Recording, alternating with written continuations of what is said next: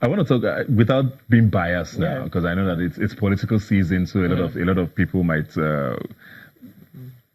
How would you rank this government? You know, because we see rankings like this with ease of doing business, and I know they have talked a lot about trying to get us up the ranking, but it seems like we're not necessarily doing that. So you have played in this field now for 3 years.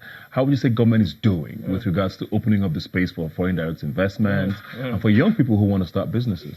Yeah, so I think, as you said, I think a lot of the things that need to be done, I feel, have a lag in terms of manifesting.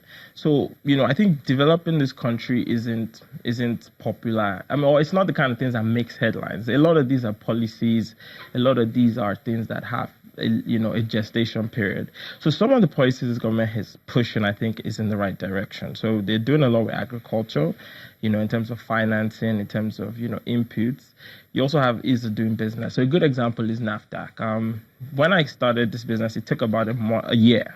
8 months to a year to get NAFDAC. Now, there was an executive order that said, look, all government parastatals need to be transparent in terms of those timelines. And if it exceeds that timeline, you can assume that you're approved. So now that time has come down to 3 months. These are not the kind of things that make headlines, but I think these are the kind of fixes we need. So is it a step in the right direction? I think yes. Is it going as fast as it should? I don't know. I don't think, they're doing everything perfectly. But I think the political will, and in terms of where we're trending, I think it's in the right direction. Yeah, so, because, we have people who try, for example, who import stuff. Yeah. There's all of the bottlenecks at the ports. There's tons and tons of parastatals and agencies that you need to go through with this. I don't know if do you ever get in touch with, I don't know if you're with anybody in government to find out why these things are, if there are plans to, for example, get these things out of the way. I don't know if that's the same with a business like yours, for example. So, I've been involved in some dialogue, senior, high-level dialogues about agriculture. And one thing I left always, I always understood how complex these issues are. Yeah. So you're working in the context of scarce resources, but multiple stakeholders, you have legacy issues. It's a nation. I never really understood how complex it is to figure these things out. So I think that's some of the challenges, is that it's hard work and it's not like overnight type of work. And then you have Nigerians themselves. I think we have this mentality that because the system hasn't worked for so long, people aren't they're not as, I would say productive, but I think people don't believe that if you do the right thing, you will win. So the average man isn't really trying to do the right thing. So you're dealing with the mindset of the average person. So it's just very complex set of issues I think we're going to have to deal with over time. Yeah. Was agriculture deliberate for you? Because I know a lot of people start businesses, they say, oh, I have a passion for, I don't know, hairdressing, so I want to go into hairdressing. It might not necessarily be the most lucrative. So I don't know if there was a passion thing for you or if you saw a gap and decided to fill it. Yeah, I think I saw a gap. So it was in some sense a very rational decision. So I think in the first half of my youth, when I first like right out of university for say the first 5 years, I was just trying to hammer, looking for deals. So I tried oil and gas contracts. And at some point I realized that, look, I can't be struggling with my father's age mates for the same opportunities, gigs. Especially because they have 20, 30 years in the game. So I have to carve a niche out for myself. And so I said, but then I also understood that you kind of have to solve problems if you want to be successful in the long term. I can make money today maybe because I know you and you can give me an opportunity, but what happens when you leave? So I said, okay, what problems can I solve? And if you look at Nigeria, you understand that agriculture is a big problem and there's still a lot of solutions we need. So I kind of zeroed down on agriculture. And I also noticed that we don't add a lot of value to our raw materials. So we export raw products and import finished goods. So I wanted to add value in the agri space. So kind of eventually narrowed down on groundnut.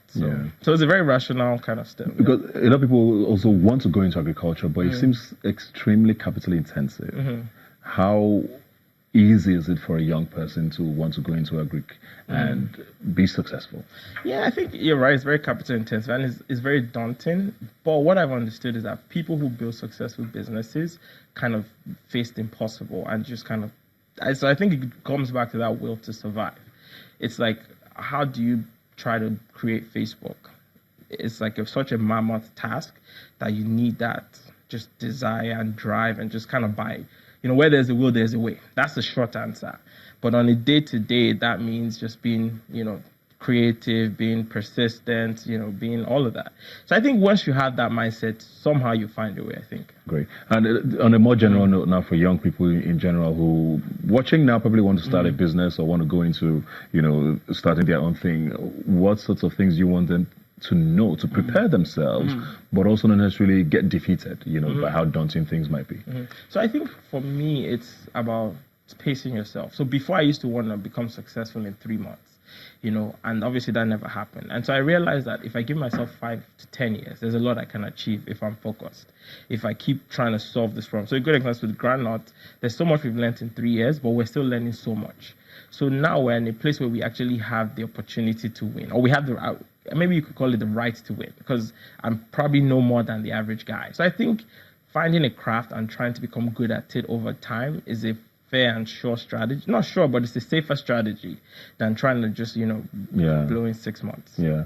But do you find that that's prevalent with young people? I don't think so. I mean, there's a lot of I want to blow quickly. I think there's a lot I want to blow quickly. But I think also sometimes with age, like when you're 20, you might think a certain way. And when you're 30, I've not blown. You realize. You take a step back. I'm like, all right, I got to eat. Let's rewrite these goals. Exactly. So I think it's about learning from your mistakes and getting, better as you go. Yeah. Well, thank you very much. Good luck with everything you do. Ladipo Olawani, Forbes 30 under 30. Yeah. And great stuff. Thanks for sharing your thoughts with us today. Thank you. Thanks.